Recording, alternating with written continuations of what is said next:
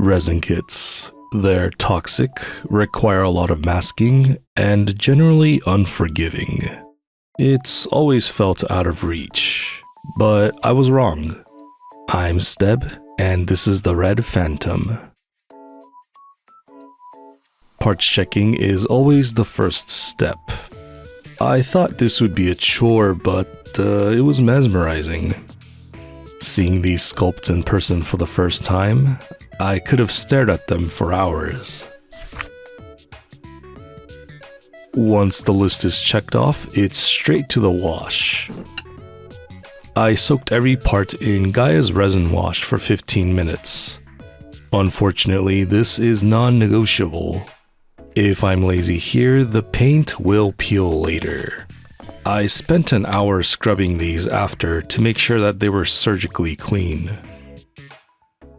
Now we can do the modeling stuff. Yes, modeling. I think fundamentals from plamo are the same. They're just pushed to the limit. Luckily, this Phantom is a Volks kit, which means the engineering is already done for me. The parts feature pre-molded markings for pinning, basically drill guides. Since this isn't snap fit, these brass rods are the only thing keeping the kit from falling apart. Resin can sometimes be a guessing game when it comes to placement, but here the engineering lets me focus on the execution, being able to drill steady and keeping it aligned well. And that quality extends to the surface as well. No sink marks, no seams, and much fewer nubs than the average plow kit. Sasuga Volks. Which means I didn't have to sand nearly as much as I expected. But when I did, I kept it wet. Sanding resin with water isn't just a suggestion. It's how you keep the toxic dust out of your lungs. Because the prep was such a breeze, it let me focus on enhancing the best part of the kit. The detail. I scribe over every plate, the circle molds, the vents, and even the eyes. The result? Super defined lines and layers. With the details defined and the surface prepped, it was finally time to inject the soul of the kit. The color. Painting. This is where I always have the most fun. For the main color, I wanted it to feel heavy. I sequenced it starting with a deep brownish red, then highlighted it with a warmer, more vibrant shade. I think it's fitting for its alternate name, the Phantom Scarlet. But to get there, I had to deal with days of masking. It was quite the grind, but I always come out improved. But it's led me to rethinking every other color choice. I always do a lot of testing beforehand, but sometimes it just doesn't click the same on the real thing, or a different inspiration hits. I wasn't feeling my original plan anymore, and for such a kit, I refused to settle for good enough.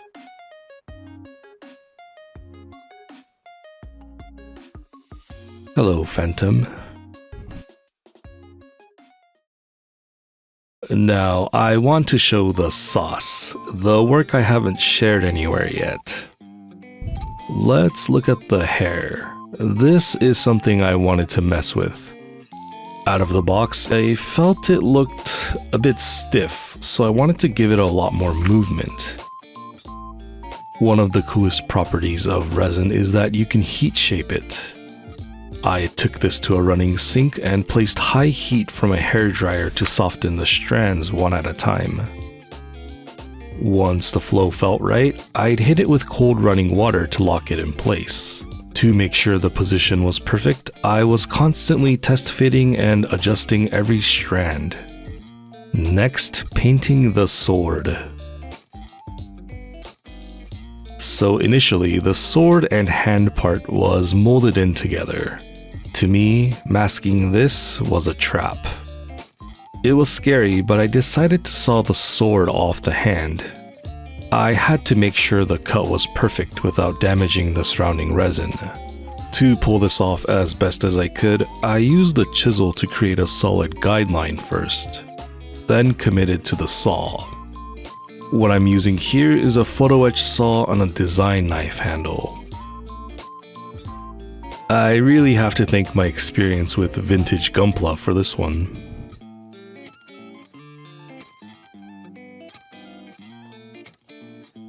Let's go over the other colors. The frame started off as a warm khaki brown.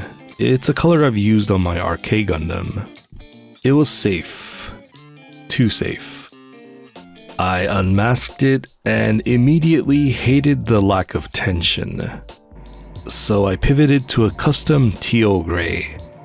That cooler tone forced the red to look a lot more aggressive. And because I sprayed it over that initial brown, it kept a subtle earthy undertone. And I had a similar issue with the white. I planned for a warm ivory, but it didn't feel as right with the cool toned frame. I again gambled and mixed a super cool white with a drop of blue. It was a risk, but it paid off. The white makes the red look more intense, and the red makes the white pop. Finally, the eyes. These have a secret feature. I painted them in fluorescent red so they glow under UV light.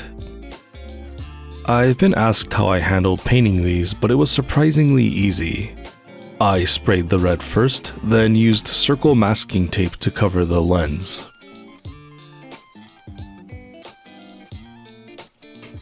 As for the pupil, I didn't use a brush. I just let a single drop of black panel liner settle in the center.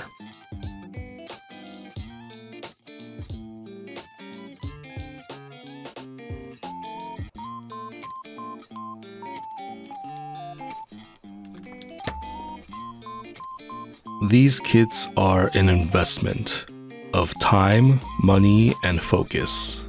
But for a 3-month journey with a design I love, it was totally worth it. It's tested my skills with the best canvas I've worked on thus far. I think I came out of this as a much better builder, and I can't wait to see where these skills take me next. If you like the designs and are looking for a challenge, I recommend taking the leap. Your skills won't betray you. I'm Steb, and this is my Red Phantom. Signing out.